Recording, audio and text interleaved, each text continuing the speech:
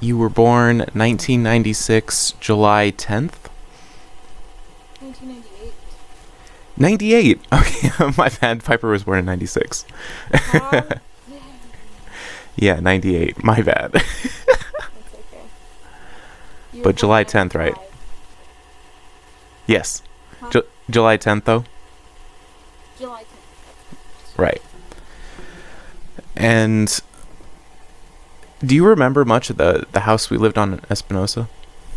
Oh, like the most vague memories ever, and it's probably mostly from photos, I would say. Really? Okay. Yeah, not a whole. I mean, like, I remember my bedroom to an extent. I remember I had like Disney princesses in there.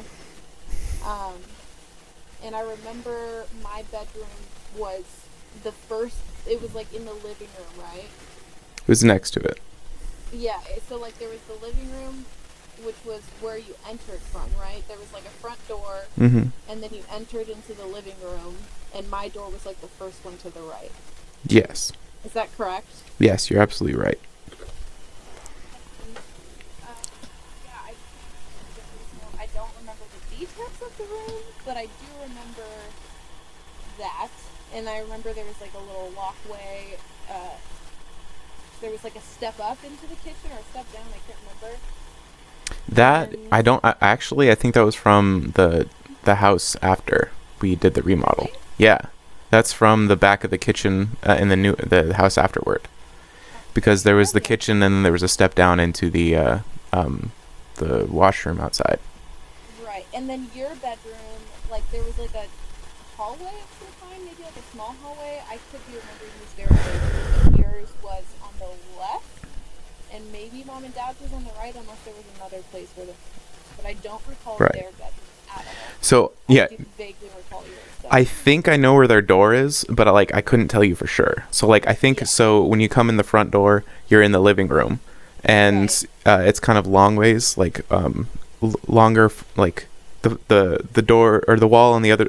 Okay, so immediately straight ahead is the kitchen. So if you kept walking straight from the front door, you'd end up in the kitchen, and then directly to the right, instead of going to the kitchen, if you look to the right, is the hallway that goes down the way. And I think that your bedroom was the first door on the right, and then there was the bathroom on the left, and then at the end of the hall, there was my bedroom on the left, and then mom and dad's room on the right. Right, but it was like a short hallway. It was a short hallway. The house Yeah. wasn't very big. It was like a No. very small, like it was Right. hardly even a hallway.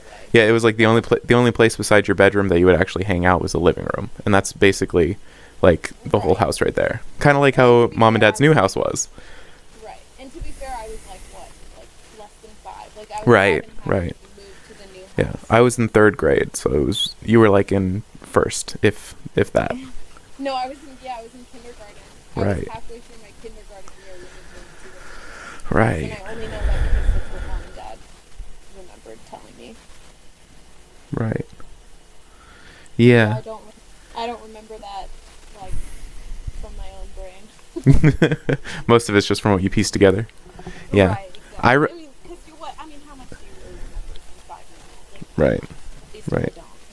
I remember my room being I remember vaguely Peter Pan, and I remember more strongly the superheroes Yes, painted I on the do walls. remember that. Yeah. And I think you had like Winnie the Pooh. Or maybe I had Winnie the did. Pooh, but I don't remember that. I think I don't remember.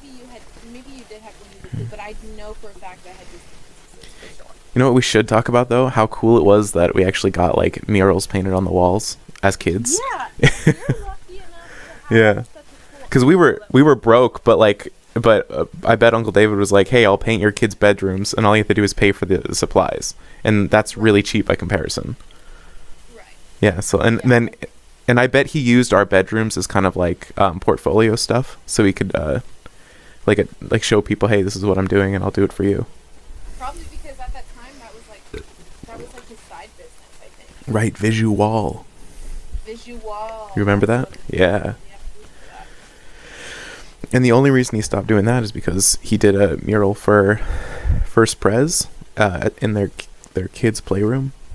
No, and then he did all of their classrooms. Yeah. Well, he did one, and they're like, "Hey, that was great. Do some more." And they did the rest, and then they're like, Yeah. "Hey, you're pretty awesome, and you're really good at music." Yeah, and then just because of his like skill on the drums and like his musical knowledge and his like dedication, they said, "Hey, do you want to work on our media team?" I don't think did he play drums for that? I don't think he did. I think he N- played drums for Crossroads. no, but like he was just really like tech oriented, so they like gave him a job as the one of the media guys. I remember being up there during church one time, Yeah.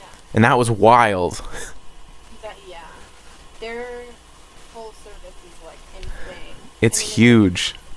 Yeah, no, I haven't been to church in a long time, but Yeah, well, I haven't been to their church in a long time. right, I haven't been to a big church like that in even longer. Yeah.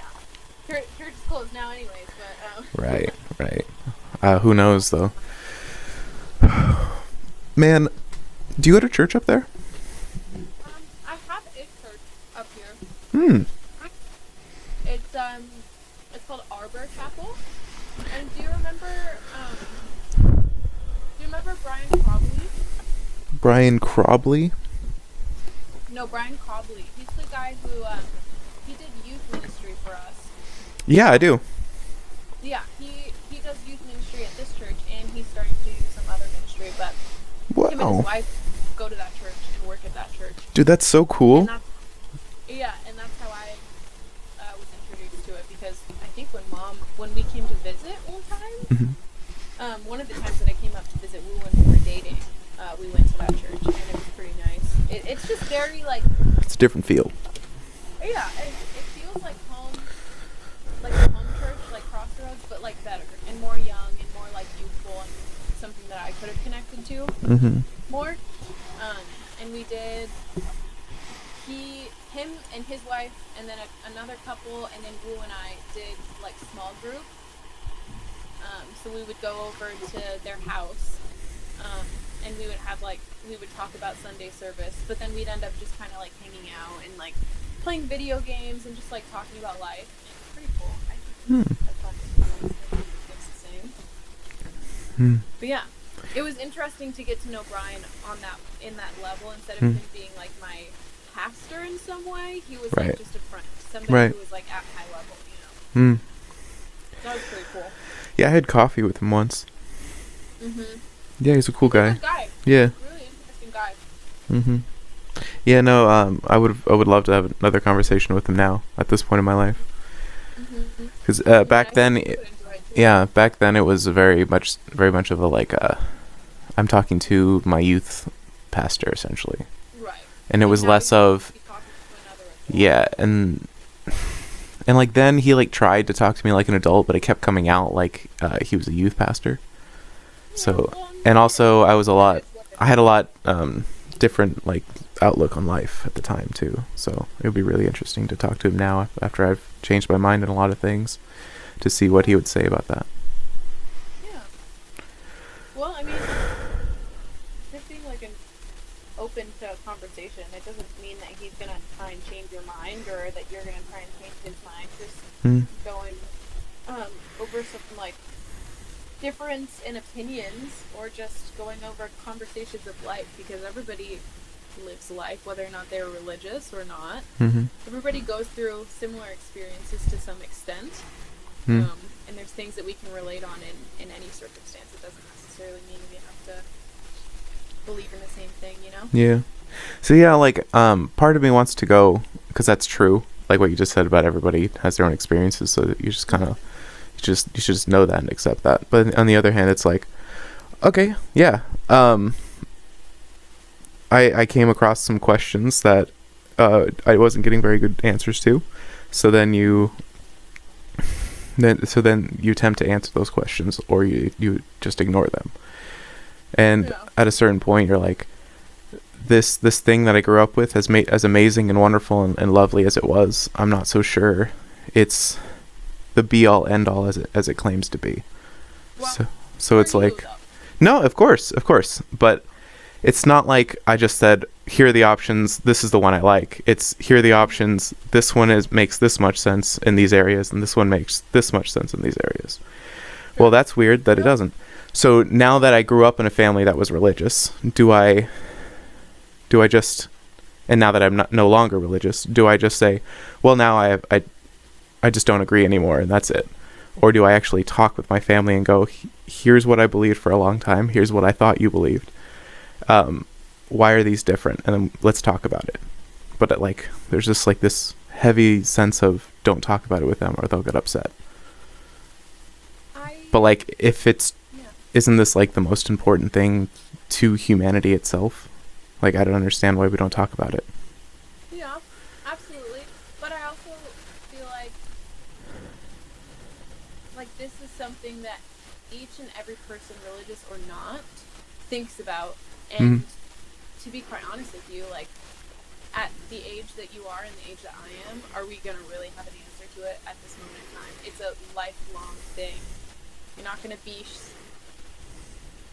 At my age, 22 years old, I'm not going to sit here and tell you, yes, I know exactly what I believe, and I know all of the answers to this question, and we find this out in this period of time. Like, it's a lifelong journey. So you can feel one way so strongly for, a certain portion of your life, and then feel another way so strongly the next portion of your life, and so on and so forth. But it's something that evolves as you evolve as a person, I think. Right? Right. And it's, we were talking about as like the individual journey that like you have to go on, and like nobody can have for you, and it's not anybody else's responsibility but your own. But at the same time, we get to this other part where even though that is true, there's a whole other aspect about it, about you can't just lean on your own individual understanding of anything. You have to like look outward. And if someone else has a really good idea that helps you past a stumbling block, then you got to accept that from them and take it and incorporate it in yourself. This is true. So it's like, and no Christian would even tell you that an atheist perspective is ever. You need the atheist perspective inside you, so you need to understand what they're talking about, even if you don't agree. Well, and yeah, that's the same in like almost every religion. Is there's like a yin and a yang to everything, not to use like... I love talking about Christianity and then bringing up yin-yang Buddhism. In a sense, like, you don't know happiness unless you know suffering, right? Yeah. Like, there is this, like, balance that you have to have. Mm-hmm. You just don't know what is good unless there is bad to compare it to, right? Right. So, absolutely, like, you have to have contrast. So obviously there will be atheists and there will be people who are believers. Yeah, I agree with that. Hey Jacob. Hey, what's up, Woo? I know you and I had a conversation about Kanye West. Yeah. No, there's like a real moment in one of his albums. You should listen to the song called Hands On. Is it more of a recent one? Yeah, it's his album off of Jesus King. Uh-huh. You should check that song out. I think Kanye comes from your... Yeah, no, Kanye does come from my perspective. Kanye West is a wild guy, so in no way am I really gonna be like... He is wild. He's wild. I don't... Right, exactly. But Kanye West, like, if you watch his interview with Joe Rogan, it's really interesting because it's like you get kind of like a raw view of how he is. I felt like you got such a human side of Kanye compared to like what the media shows you. Oh yeah, no, he struggles with points, but yeah, like the controversial shit that came out of Kanye, right? Those are all right. No, you're right, absolutely. If you actually talk to Kanye in one conversation, you'd understand that he's kind of just like a loose guy that says what he wants to, and you can't fault him for his opinions like that. He's just like a really Yeah, kind of. Yeah, I think we all have one of those friends at some point. It's just an area, but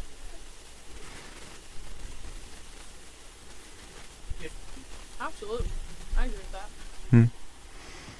So, anyways. Yeah, no, it's so I actually met with Alan Stark, who's still an elder at church, I think. And I was like, and I asked him the question. I was like, hey, I'm at a point in my life where I'm kind of upset at the amount of conversations I've had with my parents on religion. And it's not that I am trying to deny what they want to believe, but I was like, I really want to be able to communicate with them better. So, and I met with him to try to figure that out.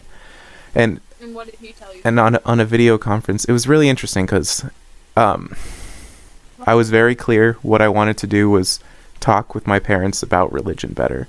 And I respect Alan so much. Like, I respect him a lot, and that's exactly why I wanted to talk with him, because I trusted him, and I trusted that he was a trusted figure for mom and dad as well. And the only problem was that he kind of like, instead of giving me any tips on how I should converse with mom and dad, which is really what I desperately want. I really want a way as a non-believer to talk to someone who is a believer without it becoming like, hey, the fabric of your reality is wrong, live with it. I don't want it to be that. I want to just have a conversation about different beliefs. And when I asked Alan for some tips, he basically immediately changed the conversation to why I don't believe in God. And it's like, let's, and yeah, but like, yeah, but I don't want to just have a conversation with him and then have a conversation with mom and dad. I want to actually have a conversation with mom and dad, you know, like, and it's great. That I've learned about having conversations with faith. The conversation will come when both parties want to be fully involved. You cannot force another person, not to say that you are, but I'm just saying in general, when having a conversation with something so fragile, because it is, whether or not you're talking about somebody who has no faith or somebody with faith, it's very fragile and important to the person. No, yeah, it is. It's important that they don't believe or important that they do. It's important to the person regardless of their opinion, right? So you can't force somebody to be a party in a conversation that they maybe are not ready to be in or don't want to be in. Yeah. It's something that has to happen naturally. Yeah. You can't sit mom and dad down and tell them, I want to have this conversation, because truthfully, like, they probably don't at this moment. Yeah. I think they want you to figure out how you feel and where you stand on your own, and I think maybe they don't want to be involved. Yeah, they don't want to hurt your feelings or make you feel like you're not being listened to, while you also don't want to hurt their feelings or make them feel like they're not being listened to. Yeah. So it definitely is something that happens naturally. Any conversation I had, it wasn't like one person brought it up and I didn't want to talk about it. Because if I don't want to talk about it, I don't want to talk about it. I mean, we just won't talk about it. But if it's something that we both feel strongly about and we both feel like we want to talk about it, then it happens. And it happens naturally, and it's wonderful. But it's not something that can be forced upon somebody. No, Never. for sure. Like, never have I ever actually forced that conversation on anyone. It's always come out. Like, I don't think it's possible to have the conversation unless you actually, like you said, wanted to. Like, you were willing to do it. And I've had the conversation with not a lot of people, but with enough people to know that just by me asking the questions to them about what they believe, you tend to pull someone into that place. And if you do it kindly and if you do it with respect, everyone will even question the fabric of their reality or show you or just tell you what they believe if you ask them. And so and I know that's true. But then you go, okay, so what am I risking with someone who is just a friend? The loss of a friendship. But what do I risk by asking my parents this? The loss of your parents, the relationship with your parents. And as you can, like, there's a reason that people fear talking about these things with their parents. And I understand that. And if you go into it with the healthy assumption that you aren't going to push them farther than you're comfortable, and they're not going to go farther than they're comfortable, you know? If you go in with that understanding, then there shouldn't be the fear about the loss of the relationship. And I can tell you right now, like, no matter where you stand with mom and dad, they love the shit out of you. I know they do. I know. Like, no matter what conversation comes up, no matter what disagreement you guys have, no matter what argument, no matter what they love you no matter what. And I know that's like such a cliche thing to say, but it's the truth. Like, it just is. Yeah, no, I know. Like, they might disagree with you and maybe they're not with how you feel, and that's okay. I mean, like, they're still people too. You can't expect them to just like open up their hearts to something when they just care about you, and in their hearts they believe, you having a relationship with God is important, right? Mhm. In their belief system and what they think, like you having a relationship with God is something they want for you because they think that's the best for you. Hmm. And you, in a way, have to kind of respect that ideal. No, it's not. I never haven't. I understand what Christianity is to a different, maybe not at its core like they do, but like I at the very least understand what Christianity gives to people. So Well, and I don't so even it's and I wanna respect that consider entirely. at the bottom line, like I don't understand. Like I think it takes It's hard. an absolute lifetime to understand the Bible, to understand Yeah.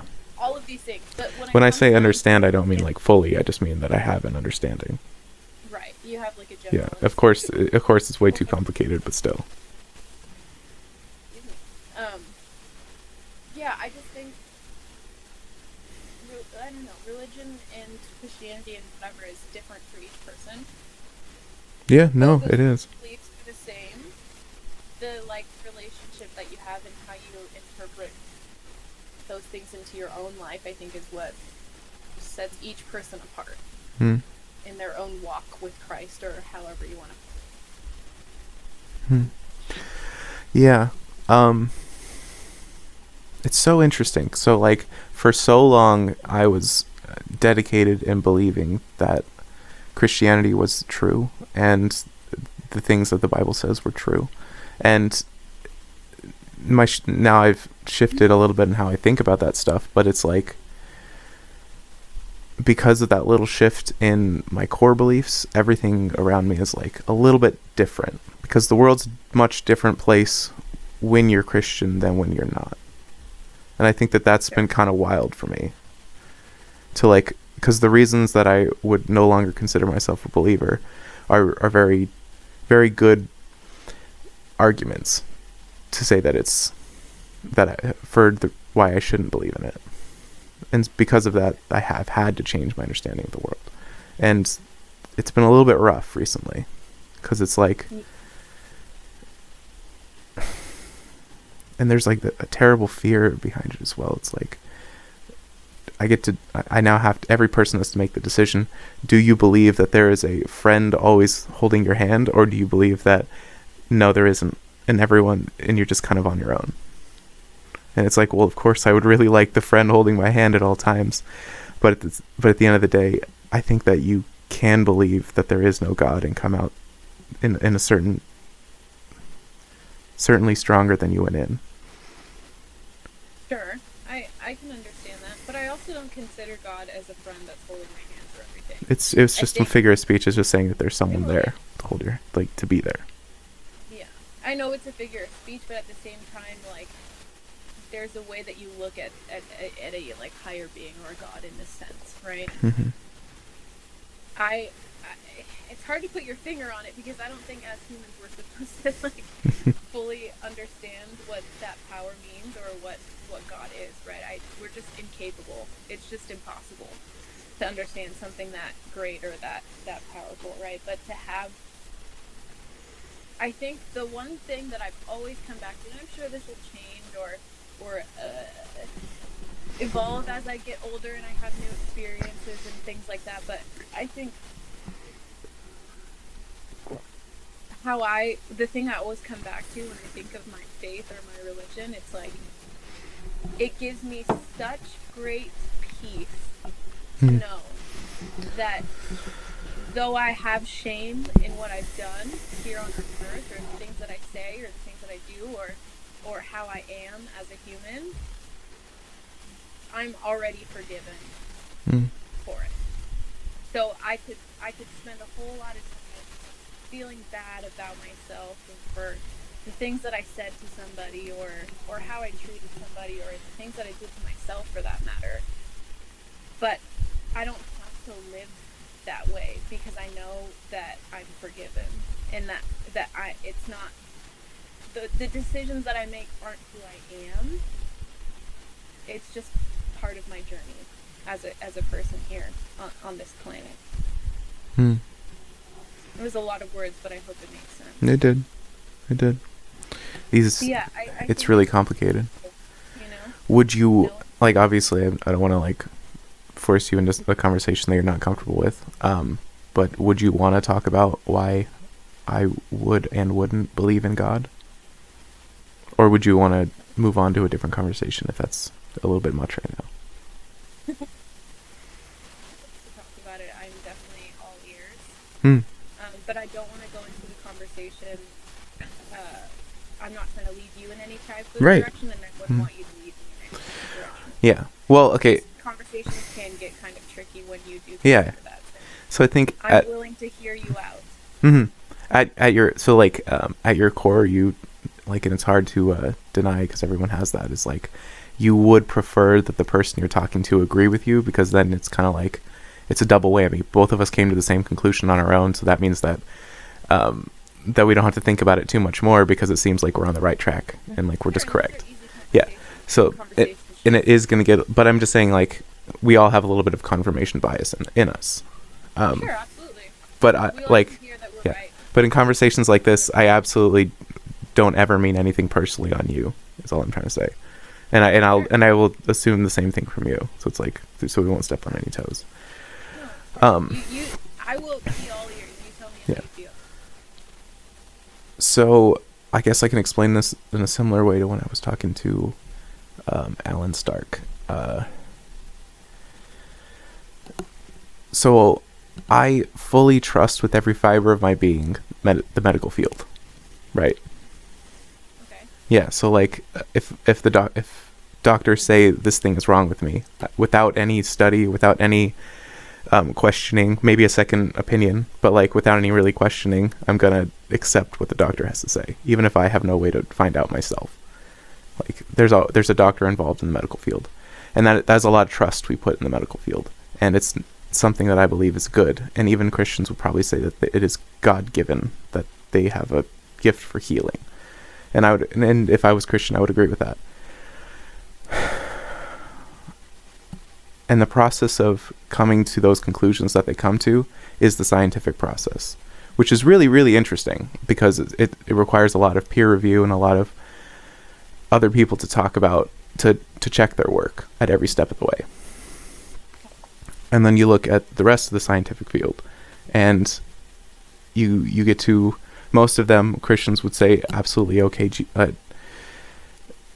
Archaeology, archaeology. Christians agree with everything that agrees with them, and then they say, except for this thing here. This bone right here is not 300 million years old, because I have a book that says the world is 6,000 years old, and there was a flood that killed all the animals. And so it's like, oh, okay. That's weird. That's weird that, as someone who has no knowledge of either of these subjects, that I would be willing to accept that the Christian is correct, like wholeheartedly, and then not go farther and say, why do I believe in medicine and not what some geologist said about a rock or a bone? And that's something that you struggle with, because there's no good reason that you should trust medicine over geology or archaeology. And for some reason, we do. And so you question that, and you go, okay, well, how did these two things come to their conclusions? They studied, they tested, and then they figured out, here's an answer that works, as far as we can tell. And it's really damning for the Bible, because what that means is that some of the stuff, even if not all of it, you have to take with a grain of salt and more as interpretive instead of literal. And because you can't take it literally in every case and say that this is literally how the world was created and this is literally how history happened in the past, because you can't say that, now you have to go, why would I entrust my life into an organization that is entirely interpretive to the individual? Wouldn't that just mean that that like Christianity itself is silly? Why would I call myself a Christian? It's just interpretive, you know? Right. Yeah, I hear that. So I'm not going to call myself a Christian if that's not even a thing that exists. It's either this is true or it's not. Interesting. And because you can't take a lot of supernatural stuff in the Bible seriously, it goes all the way down to, what do I believe Jesus was? And no one questions that Jesus was a man. If you do, you good for you, but like probably was a person at least. But then all of a sudden, when you remove the supernatural element, the miracles, then you just have a man who was really smart, and that has a lot less impact in your life every day if Jesus was just a man. Right. And that means you have to explain how the world is when Jesus was just a man. Perspective, and that's is kind a of whole lot when it comes to yeah, okay, perspective is obviously lovely, but the reason that I can't call myself a Christian is if your organization requires that I say that I believe that Jesus is God, Son of God, and died on the cross for my sins and rose again 3 days later, then you have to then I don't know if I can call myself that. And it's not that I don't respect the great parts of the religion and the love that I saw when I was there. And I only ever saw love from my family at the church. But I can't say that, and so I'm... and if I can't believe in the supernatural element, then I cannot call myself Christian. Okay, yeah. That seems like a valid reason. Yeah. Your point.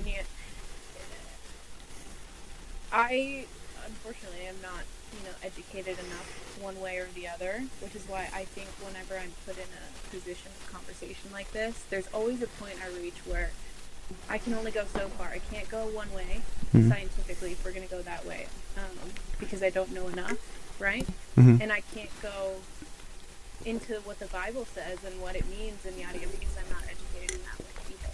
Right. I think my perspective is built on, like, feeling, right? I feel... And that's so valid. That super feels valid. so real to me.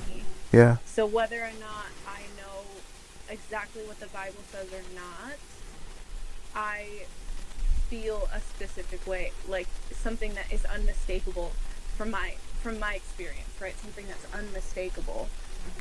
I can't... Yeah. I can't deny something that feels real to me. So... Yeah. That's why I think even other people, when they get put into a conversation like this, or they, decide they want to be a part of a conversation like this, they also reach a point that they just don't know enough. And they can't argue one way or another, and they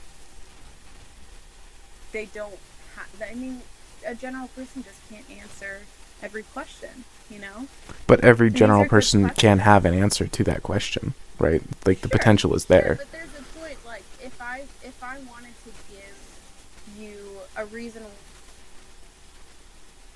Ooh, you cut out. I can't hear you. Ooh. Uh-oh. Oh, I'm sorry. I glitched out. Yeah, I'm back. Okay. All right. Did I cut when... Yeah, just backtrack a little bit. Sorry. Okay.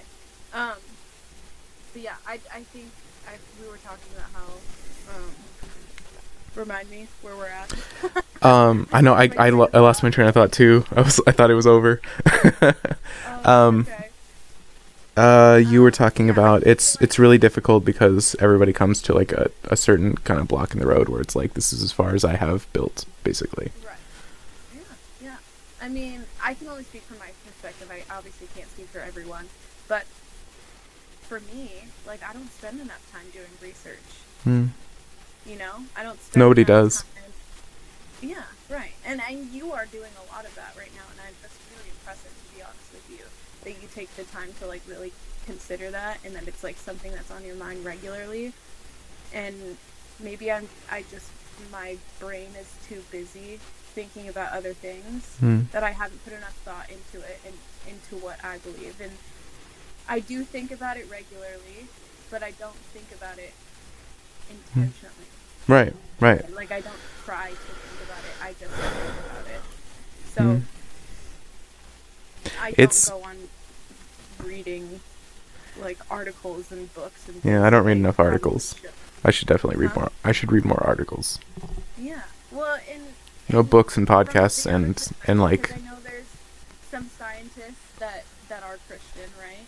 Mhm. So there's Yeah, opinions from that you could read that maybe would and I have. help round out the But I mean, like, even I could do that. So yeah, I think I don't think it's the point that I'm trying to make is that there's a point in a conversation where I just feel like there's no way that I could argue for my opinion, or Yeah. not argue, but you understand what I mean. yeah. If I don't have the tools and the knowledge to get to that point, Yeah, so I can just say, well, I just have a feeling, and that's about all I got. I think like the dream team is like, or the dream when it comes to conversations about this kind of stuff is like, both people will put everything they have on the table, and then both of them will leave having compromised a correct answer that they agree on. But like, if you look at the reality of how people have conversations, it's like A and B have a conversation, A and B leave the conversation basically exactly where they entered, you know? Like, you're not actually changing your opinions in the no, it's afterward that you think about what they've said and then you come to the real conclusion. But like, everyone hopes for the having a conversation and both people leaving like having agreed. But like, with things that are as complicated as this, it's like neither person technically has the best answer, and so you no matter what, you generally are going to leave unsatisfied. And I keep trying to deal with that, but it's like, but there is an answer, right? Even if it's really complicated, you could get closer to the truth every time if you just have the conversation more often. Right. And then you look at the state of America, and you're just like, oh, that's what happens when people don't talk with each other about the serious issues. And then you go, okay, so it's not only is this just a concept that like I should think about this stuff, it's literally the fate of America is on the table right here, and I get to decide how I yeah, because of lack of communication, or poor communication, even worse. And it's like, here I have the ability to decide to stop it in its tracks with my family, with me and my family. Like, how do I train my kids? Well, it's certainly not going to be doing what everyone else is doing right now and fighting. I'm going to train my kids to actually converse and talk to each other and and at least attempt to understand these complicated issues. Because if they don't try, then then America might not be around for much longer. Who knows? I mean, you know, I think it'll stay, obviously, but right. No, just the general feel of America right now. It's kind of like that. No, you're right. I also just feel like I see a lot of people who are torn up because of who's the president and who's not, and whatever. Yeah. And I obviously feel like one type of way about it. Like, I do feel semi-strongly about it, but at the same time, it's not my life. Like, no. Who's the president, who's not, really doesn't totally affect my day to day. I have to really pull myself into that mode to want to care, you know? Yeah. Because like, there are things I care about, but it's like, oh god, there's too much in politics for me to like. It's almost like I would have to dedicate myself to like studying politics for me to actually feel satisfied in any opinion I would have in it. Which I have no interest in. Yeah. I'd rather just continue living my life and just dealing with whatever comes, you know? And of course, there's like a racial aspect of it, and I completely understand that. But well, I think everyone has that racial still not aspect. my life, But yeah. Right? Like, it's my duty as a person, as just a general good person, to live out a life that is not racist. But Yeah. it doesn't mean that I have to include myself in a riot or in a protest or anything. Like, I don't have to do that to prove that I'm not racist. Yeah. You know what I mean? And like, I get the live upset and like the riots. I understand the energy behind the riots, but it's like, then you look at actually how the riots get started, and it's like, there are things that these. So I believe in the protest, absolutely. I believe 100% in every protest. I'm not so happy about gridlocking traffic, but at the same time, at least gridlocking traffic is, we're upset and we want you to know it. It's really just throwing a tantrum, and we should just, that kind of thing I feel like is okay to let happen. But if you look at a riot as just letting the mob blow off steam and just letting it happen, that's so disgusting. It's like, what are you doing? You have to stop riots, and you have to not allow it in any way. Right. Because rioting is like a whole Yeah, there's two things because there are wolves in the crowd. Well, yeah, and Yeah. the media mixes the rioting with the protesting Yeah. and considers them the same thing. So when a Right. general person who's not very smart when it comes to watching the news, Mm-hmm. they take that riot as the same thing and as a protest, a peaceful protest, which I've seen peaceful protests. They are out there. Just Yeah. because there's a peaceful protest going on doesn't mean that they're raiding businesses and blowing stuff up and How far are you from lighting Seattle? cars on fire. Huh? How far are you from Seattle? I'm about 20 minutes north of Seattle, so we Dude. definitely saw everything go down. Yeah, so like down south. so like you have blocks of the city like cut off. Yeah, I mean the main highways, because we have the 405, and then we have Highway 5, and Highway 5 was blocked off because they were going through Seattle. High 5 was blocked off because protesters or rioters or what have you, they were blocking traffic, and cops were blocking traffic, and businesses were boarded up because they thought riots would be coming by, and in Bellevue they did. So, yeah, I mean, we've seen it. We've seen it out here. But you've seen both worlds then. You've seen like large peaceful protest, and you've seen large riot, or at least I don't know if you've been in it, but I haven't. Yeah, it's been in the area, and it's a lot scarier to have the riots in the area than just know that they exist, you know? Because even when our businesses had to shut down during COVID, our store was closed, our lighting store was closed, but they had all of the windows boarded up because they expected something to come by. So I've definitely seen it. Yeah, San Jose was the same way. Yeah. Because I work in beverage, and I'm at a lot of stores in San Jose, which is Silicon Valley, another hub of United States. Yeah. So Especially California. Yeah. Portion of Seattle literally overtaken by riots. Yeah, thank God I was really in just like the places that have Safeways, and then I got out of the city and I didn't go downtown because there's no way. Yeah. Well, yeah. Yeah. It was like really, really weird to see. Like we just didn't go into Seattle like at all. Yeah, no, you shouldn't. I'm glad you didn't. Yeah. When's the last time you were in Seattle? Well, not too long ago. Oh, you actually went back recently. Yeah, I had a photo shoot in Seattle, so. Nice. Yeah. Oh, is that downtown on your FRS? Yeah. Yeah. Sorry about the text about the looking at the rear end. I was I was thinking about gift ideas. And I wanted to know what kind of car it was. Oh, okay. Yeah. Sick. That sounds cool. Yeah. Speaking of gift ideas, I need some from you and Piper because. Okay, for Piper, let's go. She's not here right now, so let me think. Oh, sick. Yeah. So she's big into crocheting right now, and she's got a lot of yarn, so don't worry about that. Unless you find like a really unique color, then maybe that. But what would she want? I bet she would like. She always loves socks, like nice, good quality, pretty socks or something like that. Okay. She wants black boots, so I would really like your input on some like places to find good ones. Like what kind of black boots? Like short? She wants, yeah, boots? like yeah, like not boot. They have a little bit of a collar, but like not a big one. Oh, sure. So they're like down by the ankle. Yeah, so like above the ankle, but like But like down. I'd say like 2 or 3 inches above the ankle. You know, like Okay. like average. Yeah. I have some boots like that. Yeah. What kind of ideas are you talking about? Well, these are gift ideas for you because you're looking for something to get her.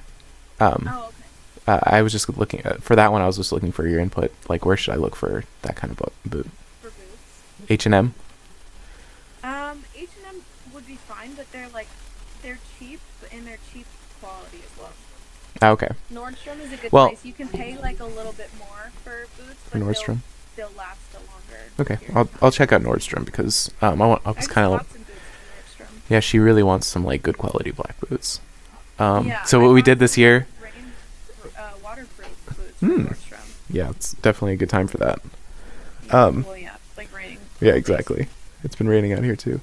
We did a thing where we did I bought like a cheap whiteboard, and we wrote down what we wanted to get for everybody. And for me and her, what we've done is we did, like, we think of the thing that we want, and then we just change the letters around to do, like, so I want headphones, so I wrote Schmed Bones, and I did that for each thing on my list. And so I wrote it up on the board. Okay. Yeah, so we did that for everything. So, like, another one was, I think, microphone. So I put, like, dicrodone. And then Piper did some of them. One of them is cartoon. Another one is... What if he, like, forgets? Yeah, we already have. We already have forgotten what we put on there. But, like, we talked about it today, so I think we got it back on track. But that's what we're doing so far. And what about you? What do you want? God, it's like... It's always hard when people ask you what you want. Yeah, exactly. What do I want? You know what I do want? If you could find, like, a Pepsi, like, hat. Like, one that isn't, like, screaming at me, like, look at me, like, bright blue or anything, but, like, that has the Pepsi logo on it, or some sort of Pepsi product logo on it. So, like, a cool hat. Yeah. Like a cap, right? Yeah, one that I can wear during work, but, like, I could also wear outside of work, and it wouldn't be weird. Okay, yeah. I'll try and find one. That sounds like a really good idea. I like research. Yeah, and I feel like you could find that, like, with a little bit of research, yeah. Yeah, absolutely. I got you. Don't even worry about it. Yeah. What were we thinking for you? Let me go look at my board again, actually. Hold on, I gotta put this down. I'm trying to figure out what I want, because I literally don't know. So if you put the mic down, I'm kind of lit.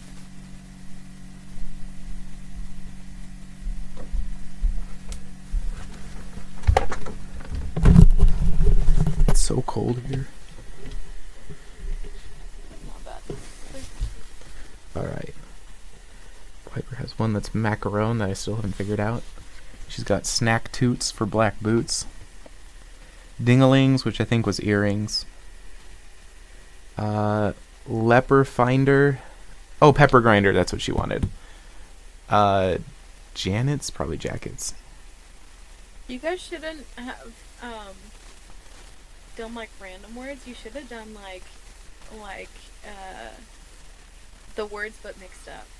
Oh, that would have been good too. That's next year. We'll do that next year. Okay.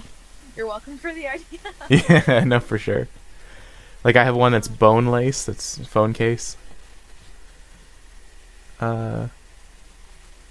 Clip clops for flip flops. Flip-flops? Flip flops. I needed flip flops. See. Thongs, you mean? No, thank you.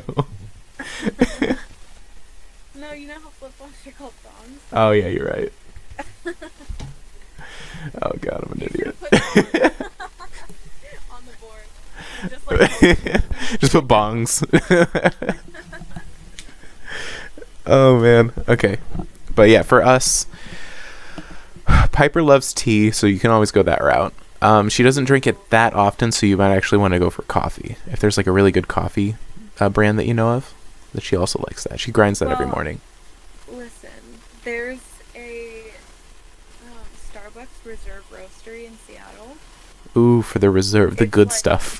Yeah, well, there's coffee that they only get, and there's only a handful of these reserve roasteries in the world, and because Seattle is like the hub, we have one.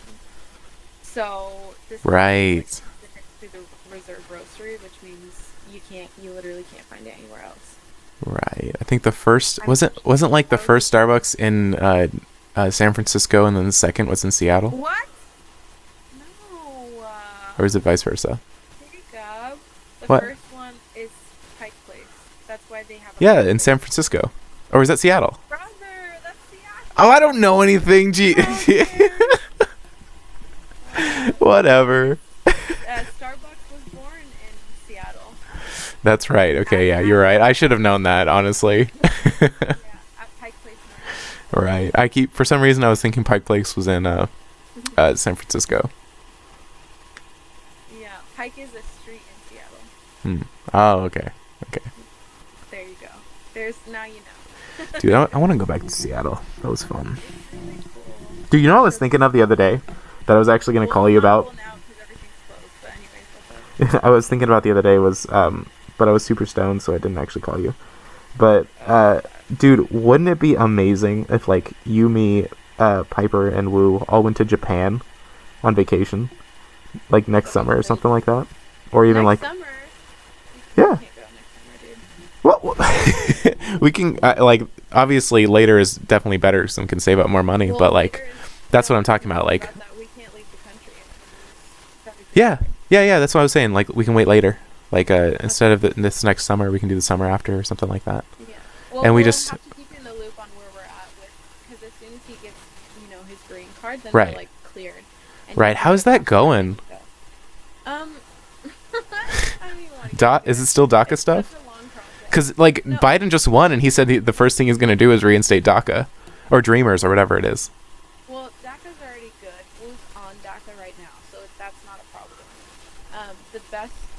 The issue is we have like our lawyer looking over our paperwork and stuff, and then Still. we haven't heard from him. Oh God. So yeah, but I mean, it's been like this. Like we'll send an email, and he just like doesn't get back to us, and then finally we take care of what we need to, and we're like, hey, dude, you need to like catch up because now we're taking care of things you told us we needed to take care of, but then you're not hitting us back up. So you said you're gonna look over something and then get back to us. Well, you haven't gotten back to us. So Right. And this is important stuff. now. Did you get everything you Yeah, we needed just paid, from like- California? We did, yeah. Yeah. We got everything Good. taken care of. Super important stuff. We even got a refund from the Dude, from the courthouse. that's super We had to nice. Pay a fee to file a piece of paperwork, and they told us our paperwork was approved, and here's a refund. That's nice. That's really We nice. were like, sick. Yeah, Fritz. I mean, obviously you just paid that money, so it's not really like winning whatever amount it was, but at the same time you thought you lost it and then you got it back. Exactly. That's why we're like, sick. Yeah. So, and it's like $60. It's not something that you like think about. Really Oh, okay. I had to, like, Dude. pay this fee, and now. Dude, remember that? Oh, sick! We got $60 back. Yeah, anyway. No, DACA stuff is all good though. Yeah. Yeah. Well, we're figuring out. I mean, everything's good news at this point. We're just it's like a waiting game. Yeah, I wonder what's going to happen. Because I think Trump just accepted finally some form of Biden okay. Like he knows that he's not going to be president again. So Yeah. I think that just happened. He was gained access to all of the like presidential information, Right. so that he can prepare for his presidency next year, basically. Yes. Yeah. Because for a while, I remember he was. Well, obviously, everybody knows that he was not so happy with the results of the election. Well, yeah. But then, the memes, okay. yeah. Well, basically, me too. But also, Philip DeFranco. Do you watch Philip DeFranco? I don't, but So I know good. He is, and I have watched him before. I just Yeah. never really Yeah. watched him.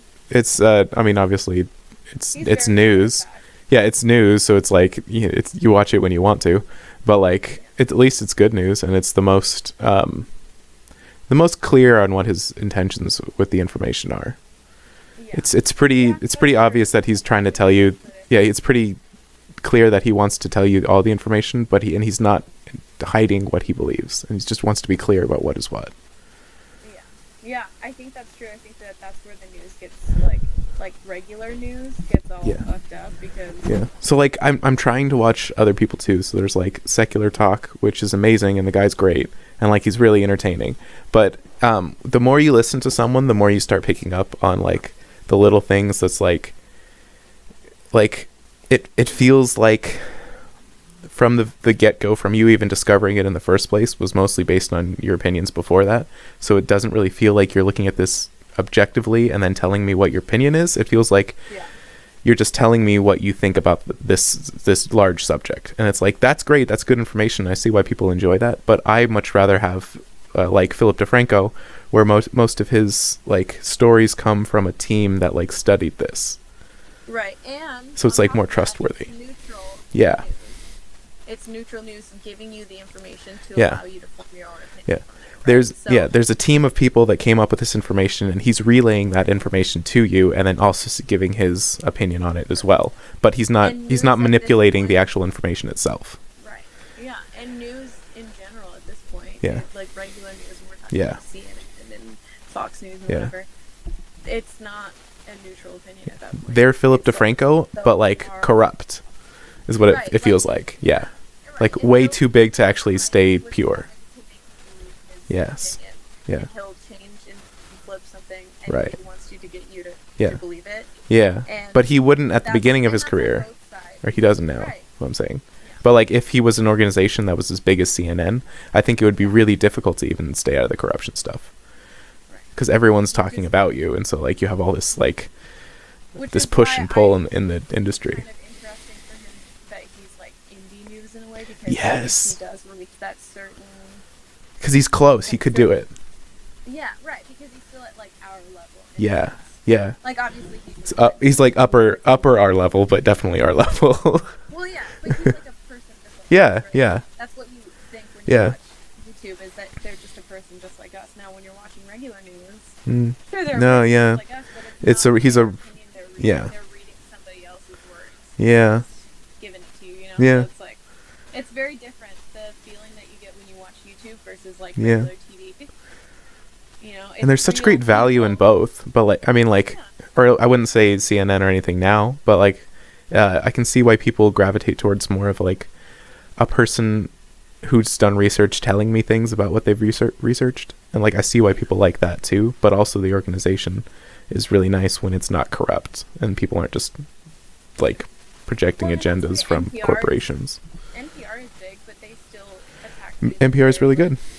Yeah, but It leans liberal, but still. An actual like news source from like a corporation or what have Yeah. you, right? But they're still neutral. They find their way to be neutral. It's like possible, but It also doesn't I have as much. It doesn't have as big of an influence, mostly because it's like a radio show usually. So it's Yeah. like, and that's where most people who listen to NPR are finding it, or like they're going straight to the website or whatever. Where everybody else is looking for like a show-based thing, like on network television, Right. and so NPR Well, just and doesn't that's- reach as many people, which is kind of why it might be more trustworthy. Right. And I personally feel like some of these sites and some of these shows and like what daytime television or shows, whatever, it's going away. Yeah, Because no, it is. People our age and younger, we have no interest Mm-mm. in watching Days of Our Lives or whatever. I know it's a really like old show. Yeah, we but, got like, streamer regular streams now. network television, Yeah. it's dumb. We want to watch YouTube. We want to watch TikTok. We I- want to watch Disney right, Plus, right. Netflix, and all of the above. Yeah, So- I don't think it'll happen in like the next decade, but like I do believe though eventually network television is going to come back around, and there's going to be packages for all of the streaming websites. You know what I mean? It's Yeah. going to be like you buy this and you get Netflix, Hulu, all of it, all bundled into one. That they'll all be owned by one greater company. I don't know if that'll be true, but definitely there'll be a subscription that you can get a bunch of different subscriptions all together in one place. But I feel like that's what it is at this point. Like that, it already. Yeah, but each one is its own company. Like Netflix doesn't have any connection to Hulu because they're actually competitors. Right. But like I I'm thinking of one. like, Smash. Yeah, no, it might But it never is- happen. it's But like really my guess right now is that network television eventually is gonna make a comeback, if not in a different form, but still, bundle stuff will come back. Because it's Yeah, kind of but there inevitable. won't Because be- what's easier than not logging into Hulu and Netflix? It's having a subscription to one thing that has both both sets of movies in the same place. Right. Well, Disney Plus and Hulu already had a package bundle. No, Like, really? You buy, Right, you bought yeah. one thing or subscribe to a huge. I think Disney owns Hulu though. I think you might be right. Yeah, Disney owns basically everything owns a anyway. lot So of yeah, Yeah. dude, have you been watching The Mandalorian? Yeah. Good. Have you? Yeah, it's been good. Right now, it's just like easy episodes where like it's kind of just a fun adventure each time. Yeah, but I mean, it'll change.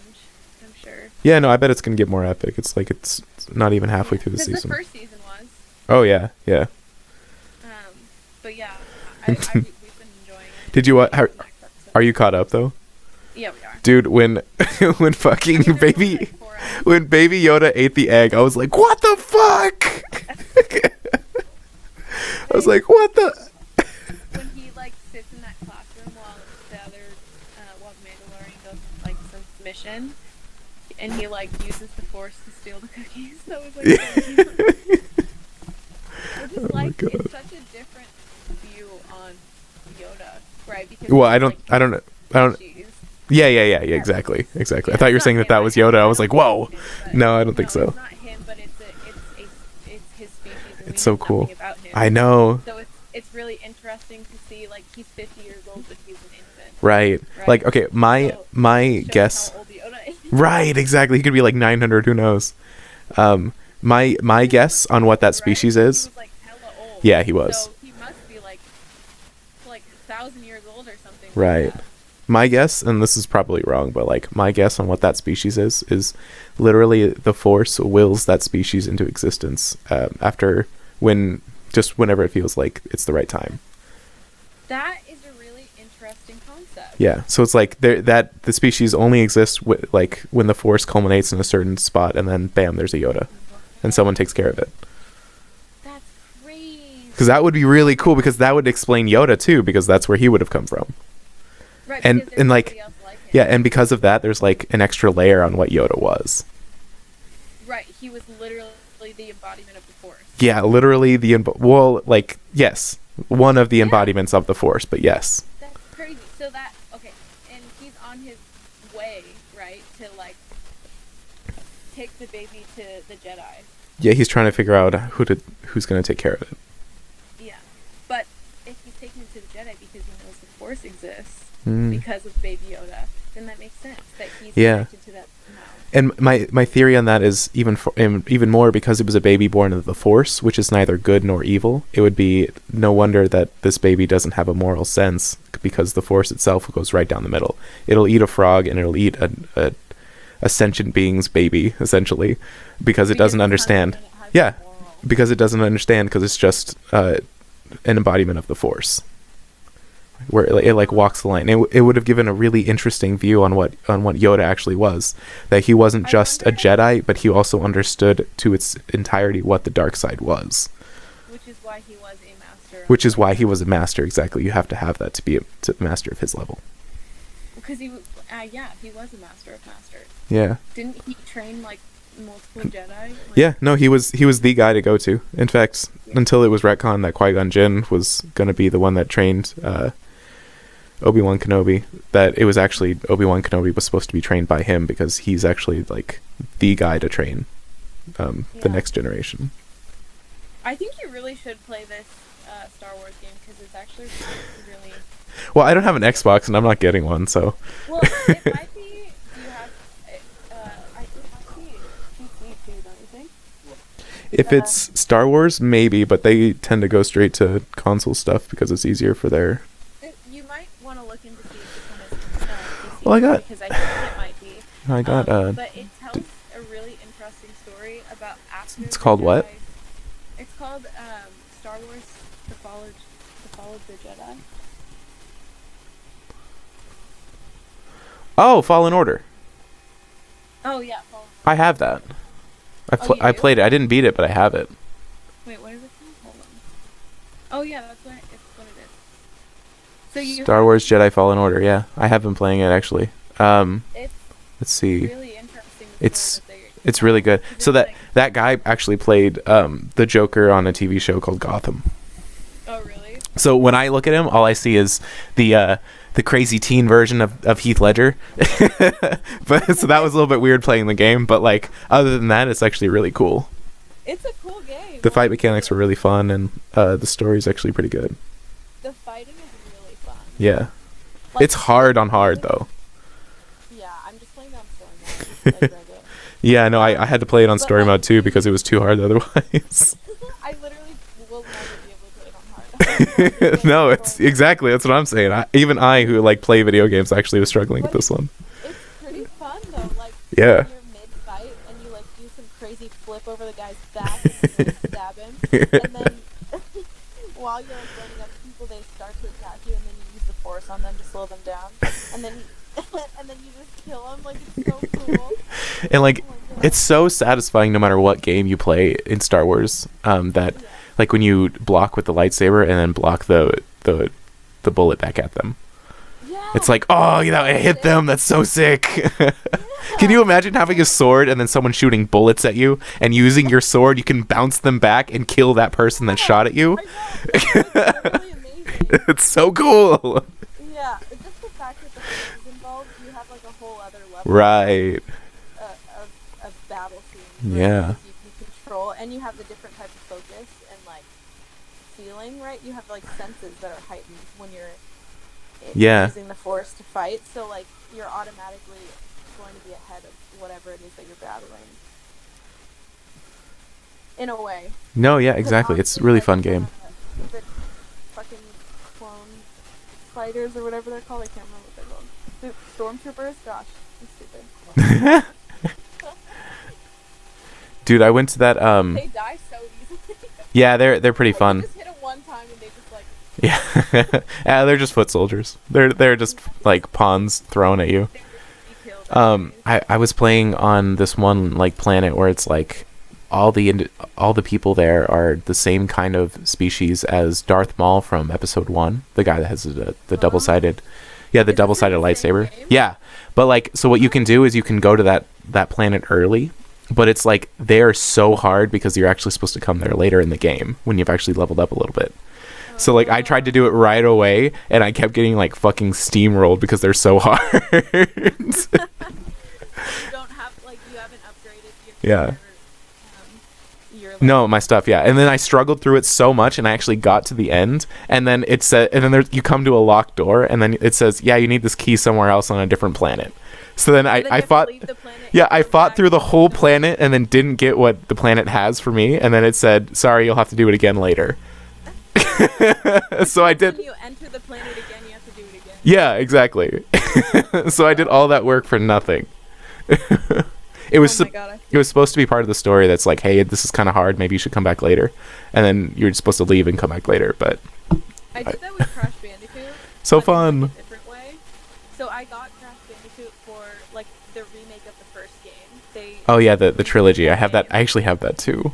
Yeah, I have. I got it for fucking my Switch. Oh. Yeah, it's just the first game. It's none of the other ones. So I actually have the end. Maybe it is the trilogy. I take that It's back. the Insane trilogy, so it has the first one, the second one, and then the third one that we actually never had. Yeah, it is. I think I only just played the first one because the second one and the third one kind of suck. Well, the second one is really good. I feel like if you played the second one, you'd be like, oh, okay, this one is okay. But the third one is the one that's like different. But there's another one that came out not too long ago. Oh yeah, there is. There is. It's But Crash Bandicoot 4. Crash Bandicoot 4, because I've been in Target recently. It's Crash Bandicoot 4. Okay. Something about time. Yes. Yeah. Well, It's I about started time. playing the first one. It's called Crash Bandicoot. It's about time. Okay. Well, I started playing. So I had my own Switch at one point. Wu and I both had Switches. Right. And I started playing Crash Bandicoot. Fun. And I got past the first island, and it took me forever. First of all, because you know how that game is. Yeah. Yeah, it's hard. It took me for fucking ever, and I finally got past the first island. I was like halfway through the second island, and I sold my Switch, Hmm. but I had bought it digitally on that one. Oh So no. I passed it over to Wu's account because I logged into my own account like onto Wu's Switch, Mm-hmm. and it had the game that I could play, but all my No. That so I had to sucks. start over. Yeah, and now I Mm. don't want to. Yeah. No, I beat the whole game and then I was trying to 100% it and it was not easy. It was so hard. Like it is to one of the ways you have to get through a level is to get the gem is you have to go through the whole level and never take any damage and never die once. And there's this That's one literally insane. yeah, and literally there's this one level it's entirely vertical. It goes straight up. The whole time it's like climbing a skyscraper with stuff on the side of it, and there's enemies everywhere and there's spikes everywhere, and then you have to get through without dying once. Even after the checkpoint you can't die, so if you die you have to restart the whole level again, and you have to go from the bottom way to the top, and if you fall you have to go backtrack from where you left off there if you don't fall all the way down and die. Oh my god. And I got Sounds and like and trying so many times to beat that level. I got so close so many times. I got to 75% about, and then I would die because it's so difficult to not get hurt and not die. Yeah. No, I mean, I reached a point where I was just like, you know what? Fuck this shit. I'm not going to try to be the best at this game. I just want to finish, like, I just want to get past this game. Like, I just want to enjoy myself playing this game. Yeah. Oh, man. It was, like, endless. Like, I would play the same level, like, the same part of the same level so many times until, like, game over. And then I would do it again. Yeah. And I would do it, like, 50 times until I got past it. Hey, at least you did it, though. But it's so fun too because he's such a loving character. You know, it's like it's so easy to love Crash Bandicoot. And then his sister, and you find out that he's like an idiot, but his sister's like a super genius. Yeah. And he has to like, and they like work together. It's really cute. Yeah. I was watching, Lou and I were watching this, it was like a YouTube video of this guy speedrunning, like the fastest speedrun of the newest Crash Bandicoot. Mm-hmm. And that the people who developed the game, like from multiple departments, were on this video, and they were like, it was like a podcast almost. You're watching the dude do the speed runs, and then you're listening to them talk about the game while he's doing it. So basically, like, most of the speedrun people, they'll figure out like the kinks in the game where like there's a glitch of some kind, and they can like skip past a certain part. So they'll figure out all of those little things that the developers maybe accidentally missed or like had hidden in the game. And they'll finish the game in like a certain amount of time. And then this guy was beating that record that he had previously placed. And the developers are just like giving each other points for things that they like succeeded on, and then like giving each other like negative points if they like fucked something up and he like figured out a glitch in the game. It was like really interesting to watch. Dude, I want to watch that. I actually haven't seen something like that yet. I've seen speedruns, but like not one where the developers are like commenting on it was so competing in their own way. over an hour long. Well, every podcast is, or every stream is. Yeah. It was so entertaining. I'll have to find it and I'll send you the link to it, but it was really entertaining to watch because I love Crash Bandicoot. To hear the developers talk about where they fucked up. I love. Like, do you think he'll find the part in the game where we like have a glitch? He'll skip one part, and then like no. And then he found it, and then after he found it, they were like, "Well, we did that on purpose before, right? Like, on purpose, so that in case you found it." And they're like, "Can we edit out that part where I said that it was an accident or a glitch?" I love that game. That was like the first game that we ever played on PS1. Yeah, well, and he was speedrunning to the newest one, and it was insane. Right. Yeah, no. Like, the new one is pretty. It is pretty, yeah. And he was legit like demolishing a level, like absolutely killing the level. And he was just like casually talking about like marbles. I was like, Dark, are you kidding? Yeah, Like, dude, how some are you people doing are that? fucking insane. But like if you put them in any other game, I don't think they'd be able to do it. You know what I mean? Right, You because can't it's like commentate on that kind of level. fun. Yeah, you can't commentate on that level and play a game that you haven't, like that you don't know through and through because you've played it a billion times. Exactly. It's like muscle memory at that Yeah. point. You're just playing what you always know what how to Yeah. do. If I was trying to And play, your eyes are just falling right. asleep. It's really impressive though that YouTubers can like be known for that. Like streaming services are really interesting because you're like kind of selling yourself. Like you are a show while you play a game. Right. Yeah, and like that's how you make your money. That's really, really interesting that people actually can do that.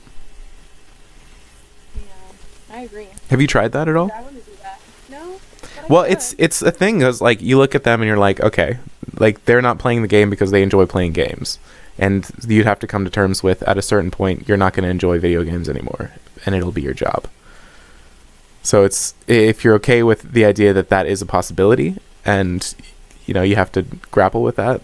Then I'd say go for it, man. Have a good time because you don't even have to just stick with games if you don't want to, but if your community demands that you play video games and you're not really into it, that's kind of what you have to do, because that's where your bread and butter comes from. Right. I think it would just, if anything, like I do like playing video video games, but it stresses me out when I feel like I have to like complete something. Like, if I can't do Well, it because it's too hard, like it's yeah. frustrating. So you I could choose do not really to, well as a just streamer. like- I'm thinking about you as one, and I feel like you could do a really good job. I feel like it would just be so ridiculous.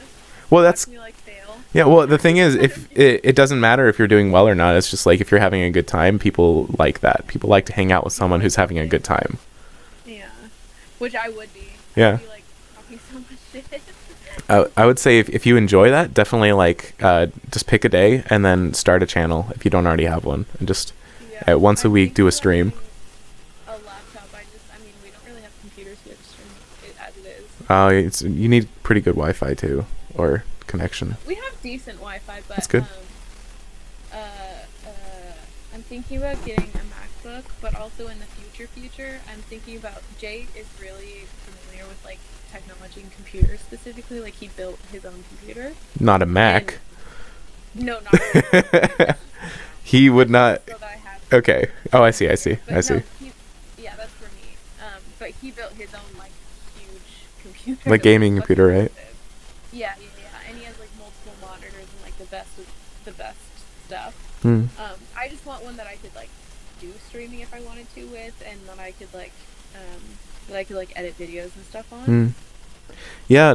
They have $250 ones that are like 150 to 250 actually. That are at like Target or Best Buy, and those ones are like bare bones, but like get the job done. That you can't really game on, but if you wanted to, I guess you would want a game, huh?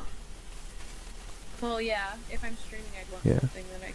Because I mean, obviously you can do like more of a vlog style, and then you wouldn't need a computer that can video game. But it sounds like you want to have like a middleman, where like you're doing something that is entertaining. Yeah. So I don't know. I've been Well- thinking about computers lately, so I'm trying to like figure out what would be best for what I would never do. I got the HP Omen, and I got the upgraded larger screen one, and that was a great choice at the time. And I think that if it wasn't slow now, I would still love it. And when it works, it works. But like, it was a good computer, and it was the HP Omen. You could just go easy down the road and get like a Razer, which is just like the gaming laptop. But Yeah. it depends on what you want to use the laptop for. Would you take it out of the house? I probably would. Yeah. That's Because why- if you would, that's then what get a I'm laptop. If you wouldn't, then get a tower.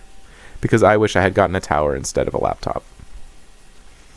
Yeah. Well, okay. So here's my like game plan: is I want to have like whether or not I have like a full standing computer, I still want a MacBook. Hmm. Because it'll work with the things that I have, especially with my phone. I can just like save all the photos that I take on my phone and videos or whatever, and I can put it onto the computer, and it's like the smoothest process Mm-hmm. because they're built for each other. So I do want that, but at the end of the day, I would want also a tower. I Dude, would want a regular like PC. do you want to see? Never mind. I had some good pictures of Piper and I, but I'll leave it for another time. You know what we should do right now, though? Are you on a computer? No. We have to find you a thumbnail for your Discord. And I'm looking Oh. up pictures right now of the FRS. A thumbnail? Yeah, a picture for your little circle. Okay, hold on. Let me put this down. Boop. Thumbnail. I meant Like a picture, like an profile image. picture. Yeah. Profile picture. Okay, hold on. I'll do it right now. Don't even worry about it. I got this. There's a yellow one. No, I want images. Ooh, you need an I can FRS my own BRZ. phone. Is the BRZ good? Who? Is the FRS BRZ good? 86. Which one? My car? FRS/BRZ 86 is a perfect first car. Oh, it's really amazing. Yeah, what? I've seen your car and I get that. It looks really nice. It drives so well. Like I've had the most fun with it, and I've tested so many things. Like I just love the car so much, and the reason that I even have friends in Washington is because of this car. Do you spell your name SAMI still? Mhm. It's like opened so many doors for me. Oh, you know what? Your last name is not Reyes anymore. It's what? Do you want to say that on the stream? Like, I already said it. Oops. Okay. Well, it's not a stream. It's just a recording. I can cut it out later. Do you want to say it or no? Okay. CHOI. Mm-hmm. Let's see. Oh no. Hold Where do on. you put the streams, by the way? Or YouTube. The podcast? Oh, I just have some shit, and then I'm reading a book on it as like practice for speaking and stuff like that. Okay. So do you just keep them, or do you actually put them up? Yeah, I put them on public on my YouTube channel, under my kitchen sink. That's what it's called. Oh, I tried to look up your name and FRS car on Google Images, and it didn't come up. Who listens to these? These? Nobody. Yeah. Piper. Oh. You don't really have viewers. No, I have like the most I have on a video is 9, and that's just one of them. Do you know who watches them? Nobody. No, I don't know. It doesn't show. It just shows. If you commented, then yes. If you even the likes, it just says how many likes I have. What is it called? Under the kitchen sink? Under my kitchen sink. Under my kitchen. What is it? Mazda? In FRS? No, it's Scion. That's right. It's about to be like, huh, girl? What do you mean? Is it all like mashed together? Is that like your username? It should be separate words actually. If you look up Zen and the Art of Motorcycle Maintenance, you should probably find it.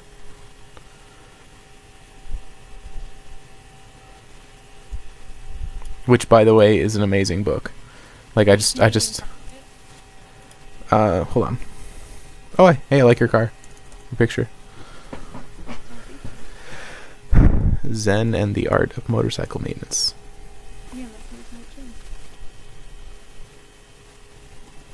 Did you make a video called that, or what? Yes.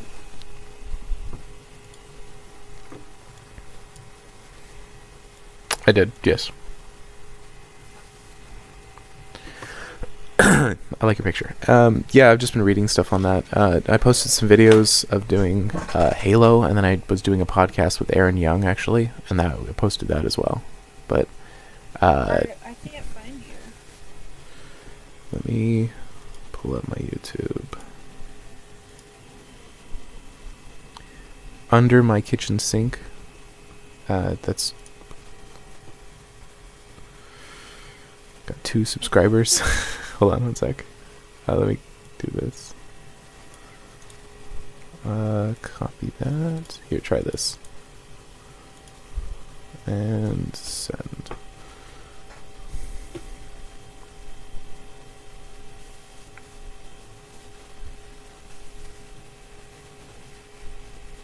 There we are.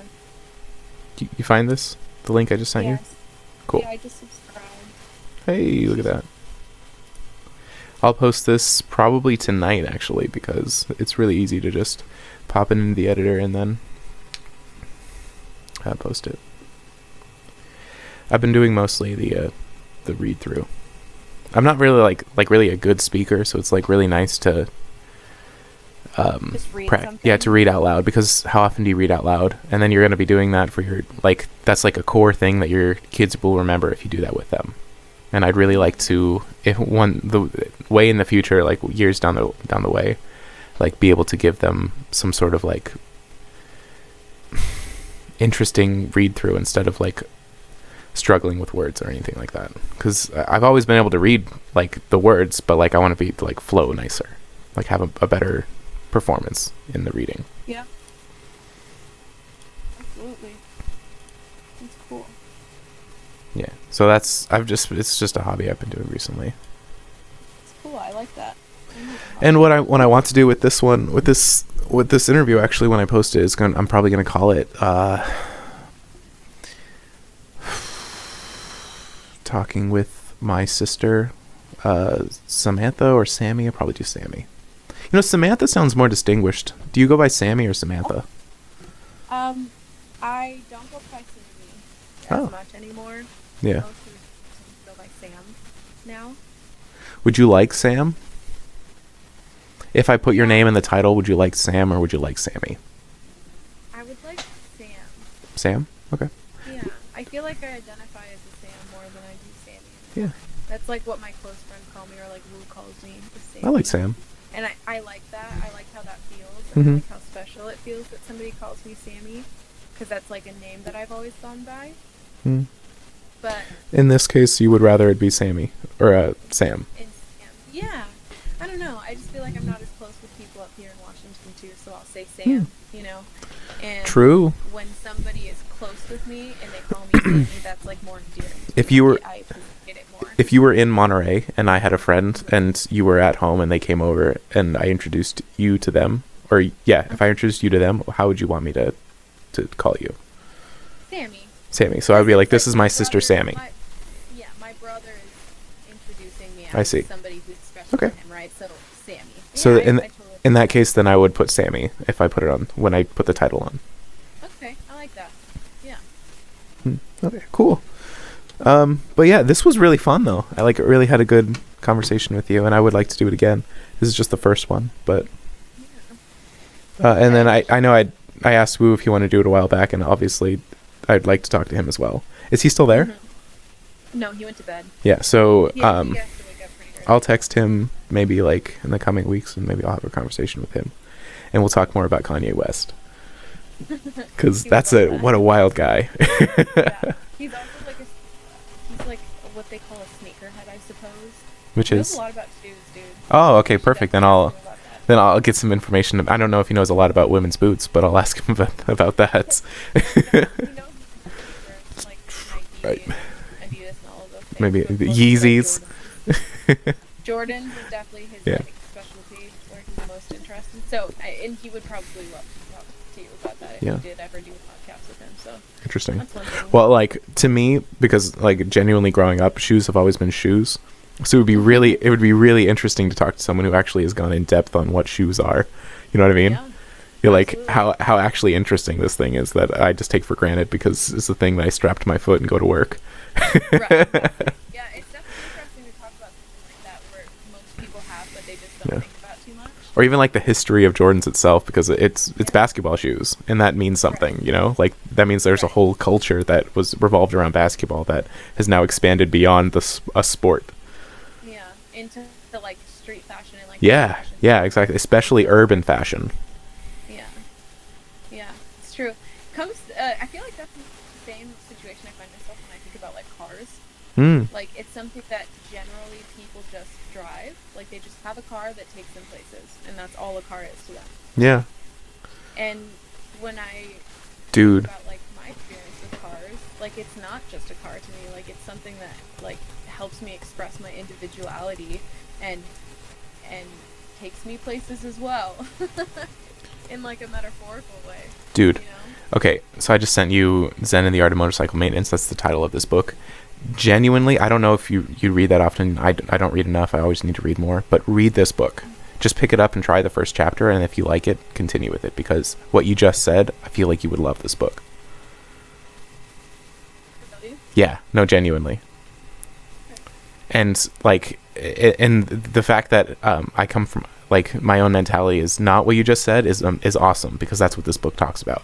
That it's really easy to look at your motorcycle as like a piece of machinery that takes you places, that takes you on vacation or takes you on a ride to see scenery.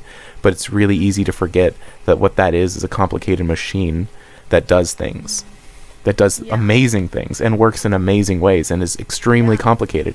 And essentially, it's kind of like how we as individuals treat traveling on roads, like in our own lives, like going places, how we handle life. And it's about how to take care of yourself and about how to Oh, that's pretty cool. yeah. So you should read that book. It's really good, and it's Yeah, it's I'm one of, really interested. and I'd love to read it. many people over the years have said it's one of the most profound books that they read, that has had the most impact on their lives. And I was just reading it, and I just finished part 1, so I'm not that far into it. But like, holy shit, the end of chapter 7, which is the end of part 1, is amazing. Wow.